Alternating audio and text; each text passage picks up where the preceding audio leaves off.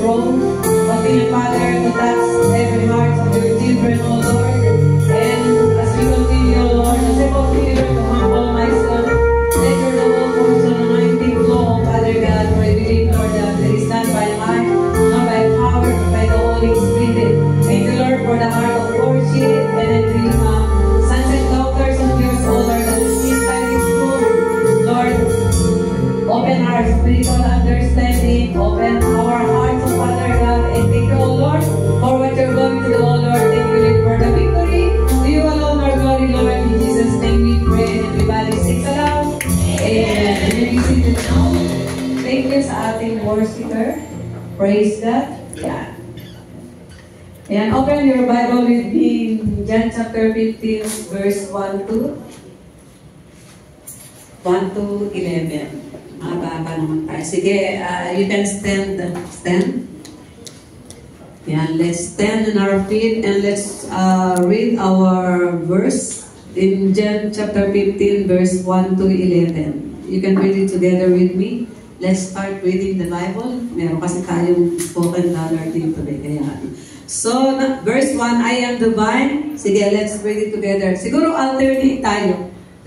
Now, ye are clean through the word which I have spoken unto you. Verse 4. Abide in me, and I will as the branch cannot bear fruit of itself, except it abide in me, and no more in me, except you abide in me. Verse 5. I am the vine, ye are the branches. He that abide in me, and I in him, the same bringeth forth much fruit, for without me ye can do nothing. 6. If a man abide not in me, he cast forth as a branch, and is withered, and gather them, and cast them into the fire, and they are burned. If ye abide in me, and my words abide in you, ye shall ask what ye will, and it shall be done unto you. 8. Herein is my Father glorified, that ye bear much fruit, so that shall ye be my disciples. As the Father hath loved me, so I have loved you. Continue ye in my love. 10. If ye keep my commandments, ye shall abide in my love, even as I have kept my Father's commandments and abide in his love. 11. These things have I spoken unto you, that my joy might remain in you, and that your joy might be full. Purihin ang salita ng Panginoon. Makaupo na tayong lahat. Hallelujah. Ayan. Do you know that there are true vine and corruptive vines? No? Meron kasi totoong puno. Ang sabi nga sa ating Panginoon, the Lord Jesus Christ is the one who speak this. Ang sabi niya, I am the true vine and my Father is true husbandman. At meron ding corruptive vine. So nakikita natin na merong true vine. Ang true vine ay walang iba kundi ang ating Panginoon Hesus Kristo. Are you there with me? At ang corruptive vine ay ang Israel na itinayo ng ating Panginoon, but because of their idolatry, but because of their sumasamba sila sa mga god of Baal, talagang kung sa atin ay ang siguro yung corruptive kaisipan naman natin na marami tayong mga worldly way of thinking, no? So doon tayo sa ating true vine. The true vine na walang iba kundi ang ating Panginoon Hesus Kristo. And can you see the trees? Nakakita na ba kayo ng puno? Siguro pwede naman i-translate niya. Nakakita na ba kayo ng puno na yung kanyang branch ay malapit ng mapigtan? Diba, pagka malapit na mapigtan yung branch, ay natutuyo siya. At pag itong branch na ito ay tuluyan natuyo, ay bumabagsak siya. No? So, para din tayo, kasi He is our Lord Jesus Christ is our vine, and we are the branches. So, yung mga sangsangan ng puno na, ito yung tayo, no? Tayo naman yung, ang Panginoon Hesus Kristo, ang puno, tayo ang mga sanga. Tayo mga nakakilala sa ating Panginoon Hesus Kristo. Na kahit dito sa sambahan, meron din namang mga sanga. O meron din ng mga Kristiyano na kahit na sila ay nakikinig ng salita ng Panginoon, ay hindi mo alam na malapit na palang mapigtan ang sanga na ito. No? So, kinakailangan tayong mga sanga na lagi tayong nakakonect. We need to be connected sa ating Panginoon. We need to be connected sa ating Panginoon Yesu Cristo. Whoever you are, ano ka man, English ka man, o Chinese ka man, when you receive the Lord Jesus Christ, continue in serving the Lord. Sabi nga sa tanong Panginoon, Matthew 6:33, seek ye first. Seek ye first the kingdom of God and His righteousness, and all these things shall be added unto you. So tayo mga Kristiyano na nakakilala sa ating Panginoon, we need to serve always ang ating Panginoon. We need to connect. Nakakita na ba kayo ng katulad ng ilaw? If this light not connected or plug it on, there is no light, no? But when you plug it on this itong ilaw, you can see the light. No, parang tayo na kung tayo ay hindi nakakonect sa ating Panginoon, ay para tayong sanga na malapit ng kapital. So what we need to do, we need to connect always sa ating Panginoon. We need to serve the Lord. We need to serve the Lord with all our heart, mind, soul, and strength. At makita mo, you're going to soar like an eagle. Hindi ikaw yung ilaw na aandap-andap. Alam ba yun yung ilaw na aandap-andap? Patay sinde, on, off, yung pumuti-kuti, nakuha yun. So hindi tayo yun na malamig ka, cold, hot, baka tayo i-spit out ng ating Panginoon. So when we serve the Lord with all our heart. Amen? Always connect in the Lord so that our labor in the Lord is not in vain. When we serve the Lord with all our heart, mind, soul, and strength, always remember that when you serve the Lord, sabi nga sa tanang Panginoon, Corinthians 50:58, be ye steadfast, unmovable, and always abounding to the works of the Lord. For us must ye know that our labor in the Lord is not in vain. Amen? Sabi nga dito sa verse 1, I am the vine and my Father is the husbandman. No? Sa verse 2, every branch in me that beareth not fruit, He take it away. If you are not gonna bear fruit, ang sabi ng ating Panginoon ay tatanggalin niya. He take it away. No, He take it away. Pero yung fruit na yun naman sanga, ang sabi rito, and every branch that beareth fruit, no? Every branch that beareth fruit, He parteth, and that it may bring forth more fruit. So tayong mga nakakilala sa Panginoon na narito, na ang nais ng Panginoon ay linisin tayo. The Word of God is like a cleansing detergent. While we are listening to the Word of God, God changing us from glory to glory. Amen? While God poured us, no, He poured us because He loved us. Sabi nga rin sa Galatians chapter 5, 22-23, the fruit of the Holy Spirit, no? So, God loved us so much, but God also disciplined us. Why God disciplined us? Why God poured us? It is because He loved us. Amen? So, ang sabi dito, yung mga sanga, no? The branches that bear fruit, the Lord for. Nililinis ng Panginoon ang mga nagsabit-sabit sa atin, ang mga sanga, ang mga kasalanan natin, nililinis niya tayo para daw tayo ay mamunga. So ano ba yung mamunga na dapat nating makamit? I always share this, no? Ano ba yung mga fruit na dapat nating makamit when we accept the Lord Jesus Christ? The Holy Spirit is upon us already. But we always forget that we have fruit of the Holy Spirit already. The problem is we are not activating it. Amen? We allow ourselves to activate. We allow ourselves to be the driver of our life instead of giving to the Lord, instead of giving to the control of the Holy Spirit. So what are they? Ano daw yun? Nasabi doon. But what does it mean to be bear fruit? Ano ba ang ibig sabihin na tayo ay mamunga? No, sabi doon sa Galatians chapter 5 verse 22-23, Paul lists the fruit of the Spirit, but the fruit of the Spirit is ano raw siya? Love, patience, no?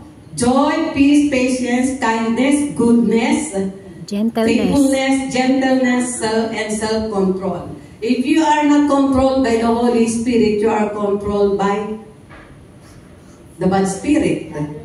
No? If you are not controlled by the Holy Spirit, you are controlled by yourself. So what is the best thing is we need to be controlled by the Holy Spirit. If we are controlled by the Holy Spirit, we are controlled. Nothing happen, nothing bad gonna happen. But if we are allowed the Holy Spirit to be controlled in our life, to be the driver of our life, then our direction is good. Very good. Amen? Very good. We have a righteous judgment. We have a righteous virtues. We have a righteous decision. Why? It is because we are controlled by the Holy Spirit. But if we are controlled by our own self, or if we are controlled by the kabila or satanic, the bad spirit, then you will see your way. You are in trouble always. So, we need to be controlled by the Holy Spirit. And if we are controlled by the Holy Spirit, makita mo,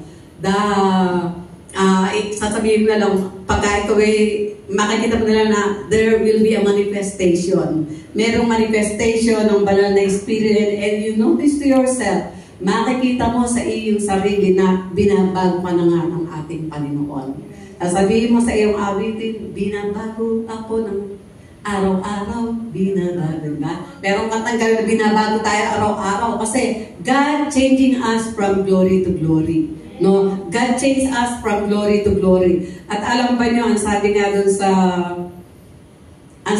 dito sa Hebrews chapter 12 verse 5 to 9. Verse 6, because the Lord discipline us.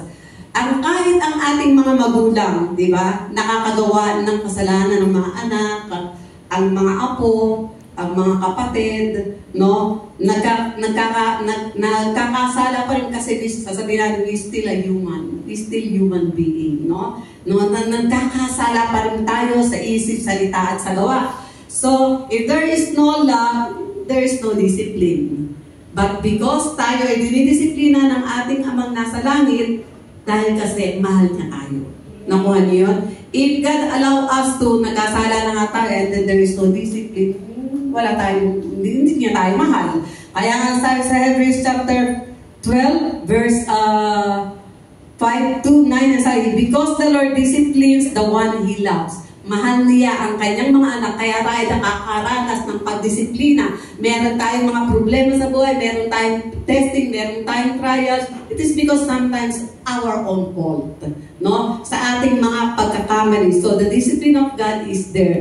Bakit tayo sa dinidisiplina? Because He loves us. Amen? Mahal tayo ng ating Panginoon. So punta tayo ulit, balik ulit tayo din sa the fruit of the Holy Spirit. If we keep, sabi doon, we are called to demonstrate love. We must see, dapat makita sa ating mga buhay, the manifestation. Yung manifestation ng fruit of the Holy Spirit, love, peace, and joy. But ipakikita mo na hindi pa rin frutas ng banal na Espiritu ang nakikita. Bakit? Kasi ang lakas pa rin ng tawag ng laman. No, ano-ano ba yung mga tawag ng lamang? Instead na ikaw ay pagkakay nasanggi, narin nagpuputo ko tsinta ka, narin napapagalitan mo ang, di ba? Minsan nagwawala ka na. So, ang fruit of the Holy Spirit kasi, humbleness, gentleness, no, humility, self-control, and always remember that if you control by the Holy Spirit, walang mangyayaring pangit. All is beautiful. Amen? At magiging maganda ang lahat-lahat para sa atin. So, let there be the manifestation of the Holy Spirit in our life. No? So, if the manifestation of the Holy Spirit visit upon us, it's not difficult for us to share the love of God. It's not difficult for us na tayo ay makaakay ng mga kaluluwa sa paanan ng ating Panginoon. Why? It is because they can see the light.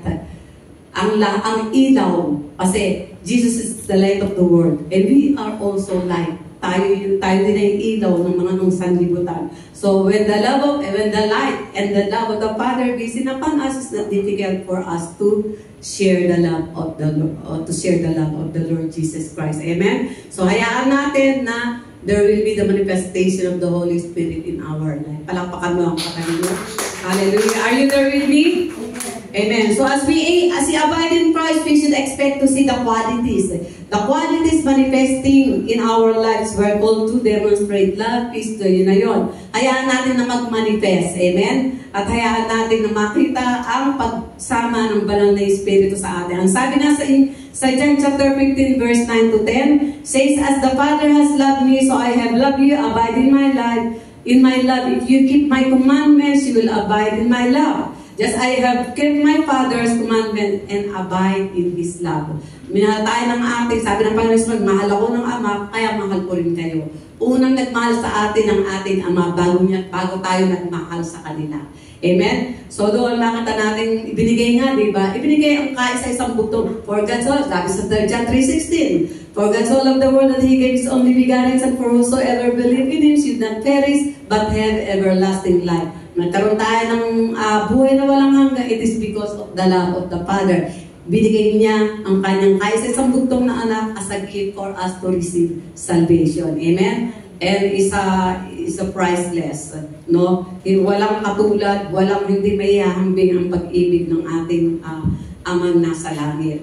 So, punta tayo. Yung ating una, ang sabi doon ay yung pag-aabay natin sa ating Panginoon. Mag-aabay din siya sa atin. Number 2, what does it mean to bear fruit? Yung fruit of the Holy Spirit. At sa number 3, to abide in Christ's love, we must keep His command. We need to keep His command. This isn't earning salvation or merit. It's about living in obedience sa ating Panginoon. Sabi nga ni Prophet Samuel, obedience is better than sacrifice. Kahit na iyong gawin, ikay magpagkanda kumbaba ka diyan, kahit na iyong gawin ang paghihirap, kung wala kang mang obedience sa ating Panginoon, wala pa rin. Kaya sinabing, obedience is better than sacrifice. O, punta tayo dito sa verse 3. Sabi doon, 3, "Now ye are clean through the word of God which I have spoken unto you." Yun again, paulit-ulit lang tayo. "Abide in me and I in you as the branch cannot bear fruit." We cannot bear fruit if we gonna abide sa ating Panginoon. Amen? So always abide in the Lord so that we can bear much fruit. Kasi pagka tayo hiwalay talaga sa ating Panginoon, hihiwalay ka, patulad ng sanga, mamamatay. Pero kung tayo if we always connected sa ating Panginoon, you're going to bear much fruit. Makikita mo na ang pagbabago ng Panginoon sa ating buhay. Amen? Mamamangha ka na lang na ikaw ay binabago na ng ating Panginoon. Verse 5, "I am the vine, ye are the branches. He that abided in me," yun, maraming beses na inuulit-ulit, di ba? Punta tayo sa "If a man abide not in me, he cast out." Yahagis ka, di ba? Pagka wala kang bunga at ikaw ay hindi nakakulay sa ating Panginoon, mamalayan na lang yung sarili, ikaw pa ay ginagatong na sa apoy. No? So, kinakailangan, always remember that we need to abide. Kinakailangan tayo nakakonect sa ating Panginoon. 7, "If ye abide in me," eto na, "if ye abide in me, and my words abide in you, you shall ask whatever you want. And it shall be done to you." So, ano man ang ating hinihiling sa ating Panginoon, pagka ikaw ay nakakonect lagi sa ating Panginoon, ay sigurado, ano man ang iyong hingin sa ating Panginoon. Yan ay problema sa iyong pamilya, problema sa asawa, financial, sa spiritual. Pag ikaw ay nanalangin as you continue to abide sa ating Panginoon, walang imposible. The things we are impossible with men are possible sa ating Panginoon.